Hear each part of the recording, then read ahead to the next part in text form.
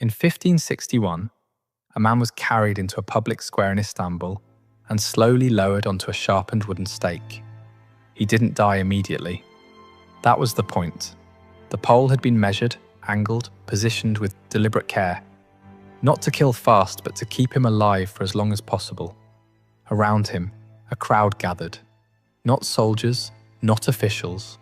Ordinary people on their way to market, to prayer, to work. They stopped. They watched. And the Ottoman state watched them watching. Because this moment wasn't about the man on the stake. It was about every person standing in that square who would spend the rest of their lives remembering what they had seen. The Ottoman Empire produced some of the most sophisticated legal minds of the medieval world. Its courts were so trusted that non-Muslims crossed borders specifically to use them. Scholars wrote of a civilization that had balanced power and law in ways most empires never managed. But that same civilization, with those same judges, those same courts, those same written codes, built something else alongside all of it. Something that didn't appear in the legal texts, something that didn't need to. This is the part that didn't make it into the empire's official legacy. If this is the history they buried, subscribe. We go exactly where they didn't want us to look. The public square in a mid-16th century Ottoman city was not what most people picture when they think of the empire's golden age. It was a place where the state communicated in the only language that reached everyone, regardless of literacy, rank, or religion. Pain made visible, consequence made permanent. A man walking through the market might pass a set of hands nailed to the city gate before he reached the fruit sellers. A head on a spike at eye level, facing outward toward the street, the body of an executed rebel left where it fell for 3 days, because moving it would have ended the message too soon. These were not accidents of a brutal era. They were outputs of a deliberate system. Someone had calculated them. Judges in the Sharia courts handled commerce, inheritance, and marriage disputes with a procedural rigor that impressed foreign observers. The Sultan's secular law, the Kanun, governed criminal matters beside it. Two parallel systems, both legitimate, both functional, and one of them contained a clause the other never quite acknowledged. When the state needed to be feared, the law became a stage. A Qadi could issue a ruling that was, by the standards of the time, entirely fair. Evidence weighed, testimony heard, punishments proportionate to the crime. That ruling might then be carried out at noon in a public square, in front of the maximum possible audience, with an executioner trained not just to kill, but to extend the spectacle. The fairness of the verdict and the brutality of its execution were not contradictions. They were features of the same machine, doing different jobs. What that machine produced wasn't just fear of punishment. It was something more durable, something the empire could rely on, whether or not a soldier was standing on that particular corner. People who policed themselves. Ottoman administrative texts used a specific term for it, ibret, meaning warning example. When officials ordered a public execution, documentation sometimes noted explicitly that it was done for ibret, for the edification of those watching. The punishment was not the end of the process, the watching was. Which raises a question the empire's admirers have rarely asked directly. If the courts were as fair as the records suggest, if the law was as sophisticated as the scholarship indicates, then why did it need the spectacle at all? Why, in a civilization capable of genuine legal nuance, was it also necessary to leave a man on a stake in a public square for 3 days? The answer doesn't begin in the courts. It doesn't begin in the law. It begins in the palace. Topkapi Palace sat above the Bosphorus like a city inside a city. From its walls you could see Europe on one side, Asia on the other. Poets competed for positions at court. Astronomers mapped the heavens from its towers. And in its inner chambers, young boys waited to find out which of them would survive. The Ottoman succession had no fixed rule. Any son of the Sultan could claim the throne. That single fact had produced something worse than war, a recurring cycle of collapse. Brothers raised armies, provinces chose sides, borders softened, enemies moved, Mehmed II understood this with the same precision he brought to siege warfare. He had taken Constantinople at 21, and he knew that an empire won on the battlefield could be lost in a palace corridor.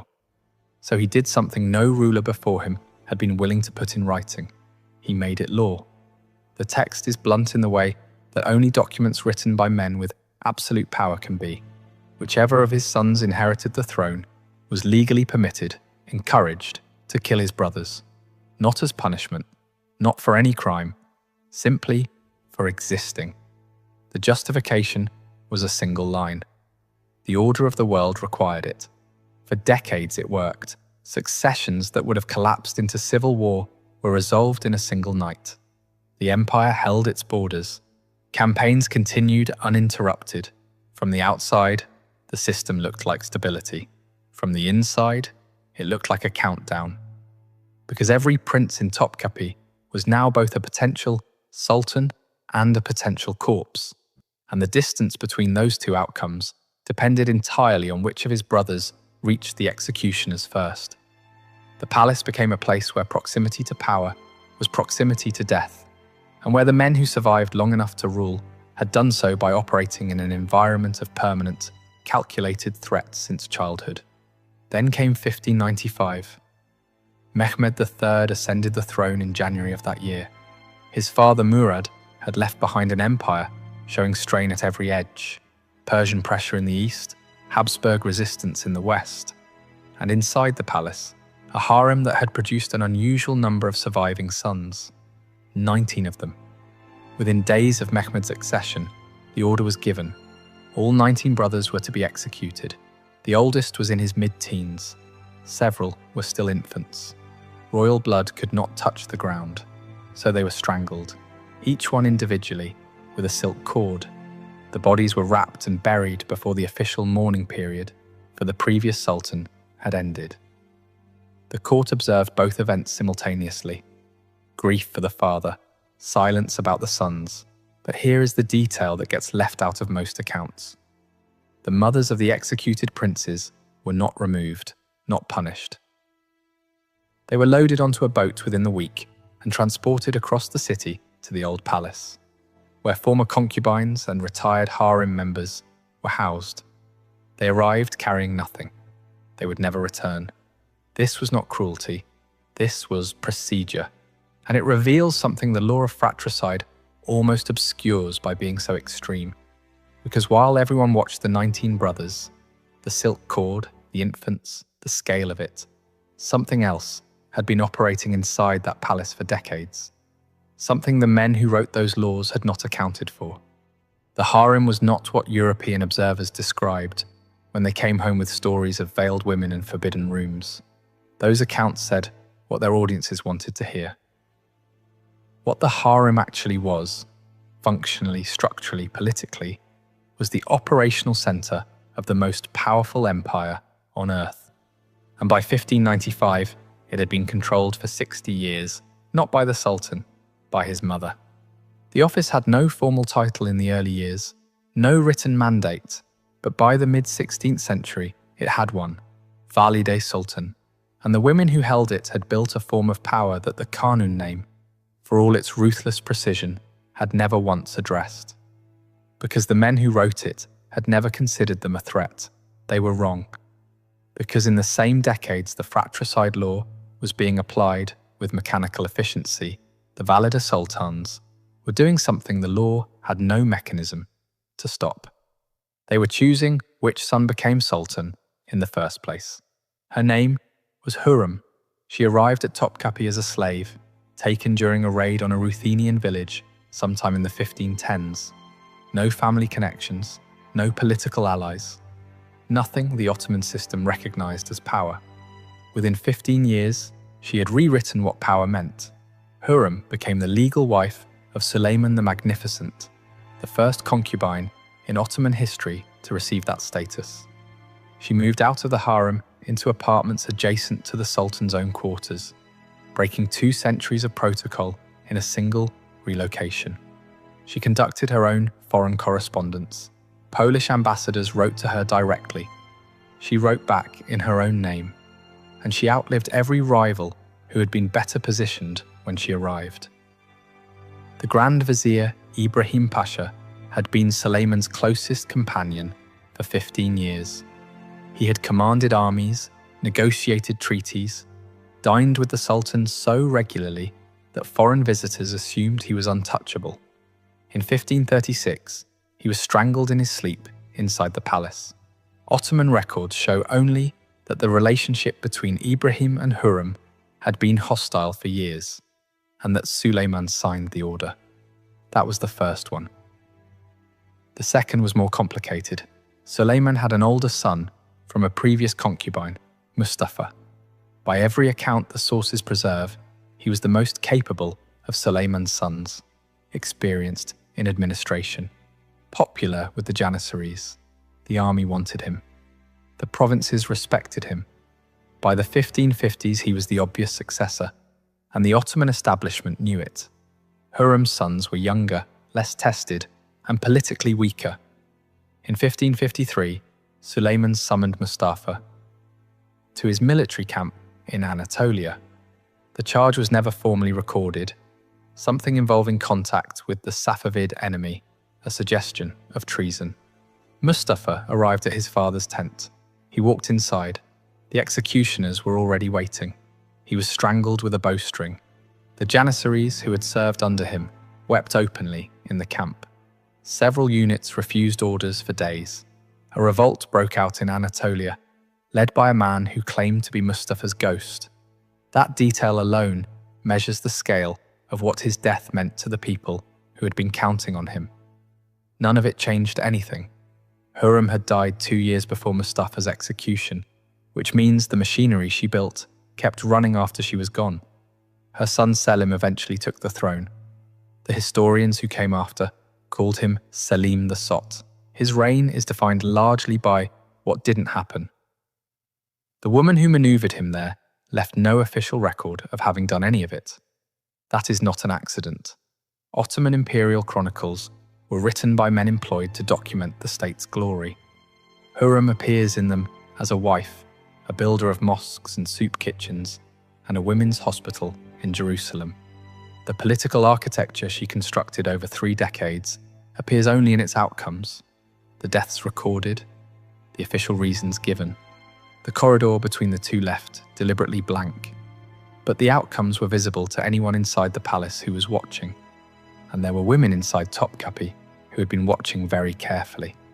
The period historians would call the Sultanate of Women lasted from roughly the 1530s to the 1650s.